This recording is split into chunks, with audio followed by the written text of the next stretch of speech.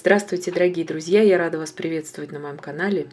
Сегодня я показываю, как же сделать вот такой торт-корзину с весенними цветами, с гроздями сирени, с тюльпанами, с садовыми розами.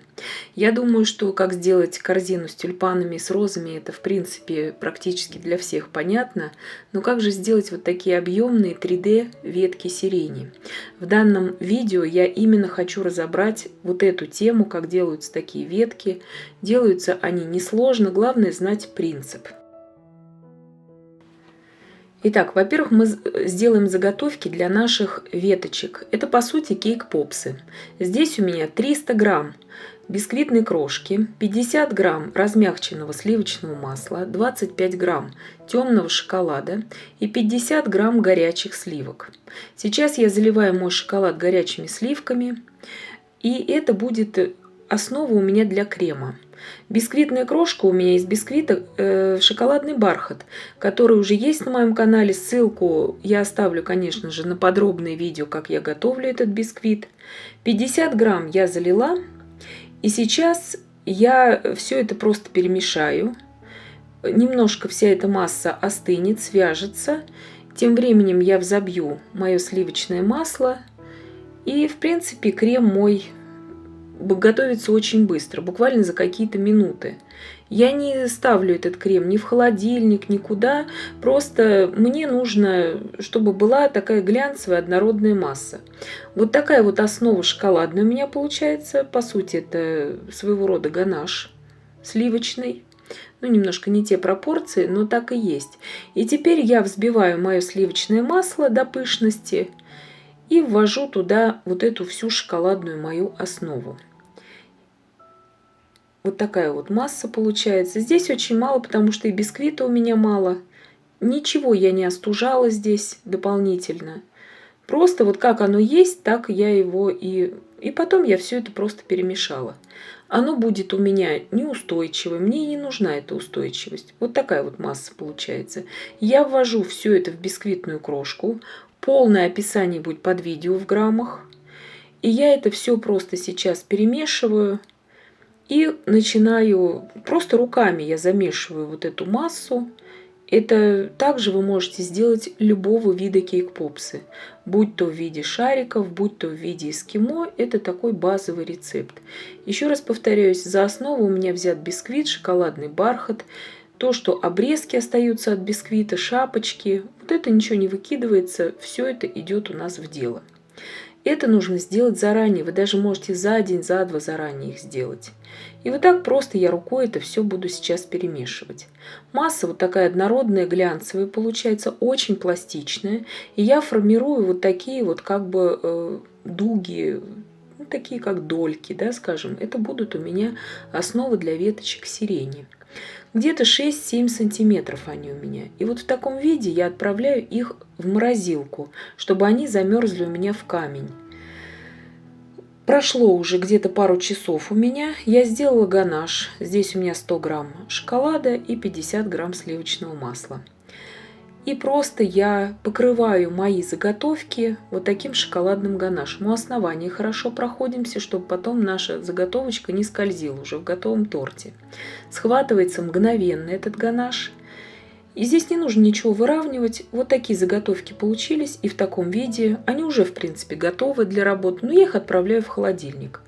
Видите, они уже у меня как бы сформированы вот под ветку сирени. Я не буду никак их сейчас не обрабатывать, ничего. Все это закроется кремом. Итак, торт мой собран уже, покрыт ганашем. Я этот торт собирала при вас, это из двух начинок. Я его потом опять соединила после разреза. И вот показываю вам, как сделать вот такую корзинку. Сверху, видите, я делаю такую как бы возвышение небольшое, именно белковым кремом уже. Вы также можете остатками бисквита сделать. И просто шапочку такую делаю. Бока я покрываю под корзинку, чтобы, так как у меня ганаш шоколадный, чтобы не просвечивались эти бока, я просто покрываю белым кремом. Вот такая заготовочка у меня получается, как и под любую корзинку, в принципе. Сейчас я беру насадку. Без номера она у меня здесь 8 миллиметров открытая звездочка. Есть в каждом наборе базовом для начинающего кондитера. И начинаю вот таким образом плести корзинку. Очень просто это делается. Шаг у меня здесь большой у корзинки у этих плетений. Чтобы побыстрее ее сделать, чем крупнее насадка, тем быстрее делается корзинка. Вот такая корзинка у меня получается. Смотрите, вверху корзинки я никак не оформляю. Я не делаю ни ободка, никакого обрамления. Именно для того, чтобы цветы у меня смотрелись наиболее естественно. Потому что весь верх у меня будет закрыт цветами. Насадка 128. Она у меня зауженная, это насадка роза. И сейчас я ей буду делать розы. Я беру сейчас кисточку с розовым красителем, крем розовый я размешала. И там, где зауженная сторона у насадки, где у меня кондитерский мешок, я просто окрашиваю гелевым водорастворимым красителем. Тем же самым, которым я и окрашивала этот мой розовый крем. Это нужно для того, чтобы у розы была такая очень красивая окантовочка. Я делаю основание той же насадкой, что я делала корзинку 8 мм открытая звездочка.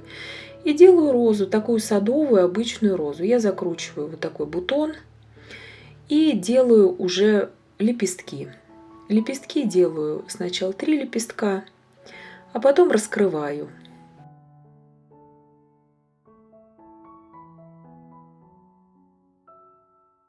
Приоткрываю передний край лепестка и опять увожу ее к розе. Вот именно вот этой насадкой 128 зауженной очень хорошо получаются вот такие садовые розочки. Они всегда имеют место быть на любом торте. И вот таким образом мне сейчас нужно отсадить 6 розочек. Я не буду это показывать, потому что видео у нас здесь в принципе о сирени больше. Здесь у меня получилось 7, но 7 я потом сниму. Вот такой вот у меня сиреневый краситель. Он так и называется у меня, фиолетово-сиреневый. Пастообразный гелевый краситель. Насадка 135 у меня, фантазийная гортензия с перемычкой, со штырем, я бы даже сказала, внутри. Видите, штырь такой железный. Она продается, как правило, во всех кондитерских магазинах. По размеру она у меня как М1, вот такого же размера. Крем, видите, я не промешала нарочно до конца, чтобы он был такой у меня разноцветный вот в мешке в кондитерском. Я беру мою холодную заготовку, беру насадку вот эту 135, крем, видите какой? Весь не промешанный. Это я сделала намеренно, чтобы у меня получался такой рисунок, когда выходит. И вот отсаживаю такие вот незамысловатые цветочки. Ей также очень удобно делать гортензию, шапочки вот этих у шариков гортензии. И также делаем и сирень. Сейчас мне главное сделать основание. Вот эту вот верхушечку я не буду сейчас в руках заполнять кремом. Я ее уже буду заполнять именно когда я вставлю в торт вот эту шпажку.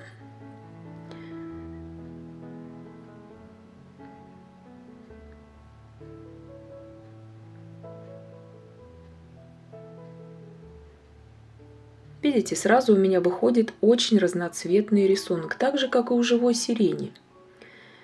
Чтобы мне было за что взяться, я просто беру вот так вот и вставляю 2 руками. Видите, как удобно. А остальное все уже будем делать на самом торте. Так как ветка сирени, она растет не плоско, не просто вот таким, как бананообразным чем-то, а нужно сделать именно с одной стороны пошире, у нее побольше бывает цветочков на этой ветке, с другой поменьше. Конечно, к окончанию этой грозди будет зауженный такой какой-то рисунок. Поэтому все это мы учитываем. И надставляю я уже это вот этими цветочками незамысловатыми уже из самого белкового крема, уже на самом торте. Потому что из заготовки шоколадной, из вот этого кейк-попса, я это делать не советую. Потому что все это отяжеляет вес вот этой заготовки, так называемого этого кейк-попса, давайте его так называть. И нам это не нужен лишний вес в торте, потому что это все обременяет сам торт, саму начинку. Если нежная начинка, начинка здесь должна быть достаточно, конечно, устойчивая. То есть такие начинки типа птичьего молока и так далее, такие начинки, они не подходят, конечно, для этого.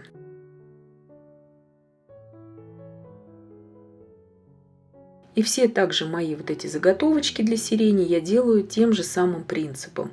Не до конца я ее заполняю в руках и потом надставляю уже все на торте. Видите, я ее расширяю, более придаю ей, так скажем, более естественный вид уже на самом торте. И таким образом я делаю 6 вот таких вот шпажек. Вы можете больше делать, но мне показалось, что это уже достаточно на моем торте. Торт у меня 20 сантиметров в диаметре был. Заготовка изначальная. Я при вас его собирала. Ссылку на видео, это с двумя совершенно разными начинками у меня торт, я оставлю в описании к данному видео. Теперь я беру обычную насадку тюльпан, какая только у вас есть. Желтым я окрасила цвет, лимонно-желтым мой крем, потому что в природе все-таки больше вот тюльпаны, они такого лимонно-желтого цвета. И отсаживаю вот в промежутках между розами и сиренью. Видите, 7-ю розу я убрала, она мне мешала вот сзади там. И достаточно, вот у меня одна как бы немножко по центру, немножко как бы сбоку, да, и 5 по бокам этих роз. Так же, как и веток сирени. Внизу я отсаживаю тоже пару тюльпанчиков, чтобы поестественнее это все смотрелось, что как будто они свисают тоже из корзинки. Так же, как и в естественной настоящей корзинке, они бы тоже так же и свисали. Такая весенняя корзинка. Очень многие женщины радуются, именинницы, такому торту круглый год. Не обязательно это делать для весенних именинников. Просто такой торт, он радует глаз и в декабре. Поэтому такой торт, он тоже должен быть в арсенале каждого кондитера, я считаю. Сейчас я делаю такую как бы веточку сирени уже из крема. Чтобы не отягощать еще мой торт, такую как бы мини-веточку, я этой же насадкой 135 я делаю основание из крема и делаю уже такие вот незамысловатые бутончики на ней. Просто чтобы заполнить вот это место во фронтальной части торта, и я считаю, что этого достаточно здесь. Иначе самого как бы торта, вот этих цветочков, тюльпанчиков и не будет видно. Можно, конечно, и без этих тюльпанов. Просто сегодня показываю вам вот такой образец.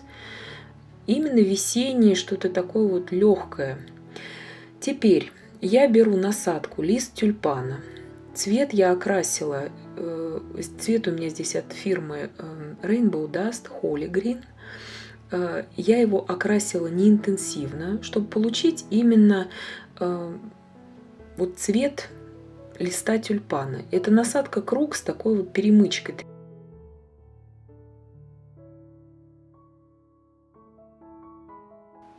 Который выдает сразу вот такой лист с выемкой. И смотрите, здесь, так как я делаю такие длинные листы, как бы, я их цепляю за ветки сирени, и они таким образом держатся, потому что мне хотелось, чтобы их было видно именно оттуда. Потому что у тюльпана листья, в принципе, тоже высокие, и их в букете всегда видно. И я их, видите, как бы они у меня цепляются за эти вот большие ветки, потому что сами, какой бы крем устойчивый ни был, они у нас могут все равно как бы покоситься в торте, и это нежелательно. А когда они к чему-то приклеены, то хорошо. Здесь у меня насадка 8 мм, она у меня без номера, 8 мм листик, обычный, который есть в каждом наборе кондитера. Я окрасила здесь цвет тоже от фирмы Rainbow Dust, у меня Holy Green, и желтого от тюльпанов я туда немножко добавила, и получается такой насыщенный цвет зелени, как листья, в принципе, у сирени. Листьями здесь не увлекаемся, потому что у нас уже есть лист тюльпана здесь, и отсаживаем вот по мере надобности. Там, где вот большие пустоты, я все это заполняю просто листьями. Вот так вот гармошкой я делаю. В принципе, там не так много крема, просто чтобы заполнить вот эти вот белые пустоты, потому что тюльпан туда уже не поместится, а чем-то занять место это нужно. И все, в принципе, торт мой уже оформлен, он у меня готов. Теперь я беру опять насадку, вот эту вот 135, которую мы делали цветочки у сирени. И сбоку, как бы, и внизу на подложке я делаю пару вот таких вот малюсеньких цветочков сирени.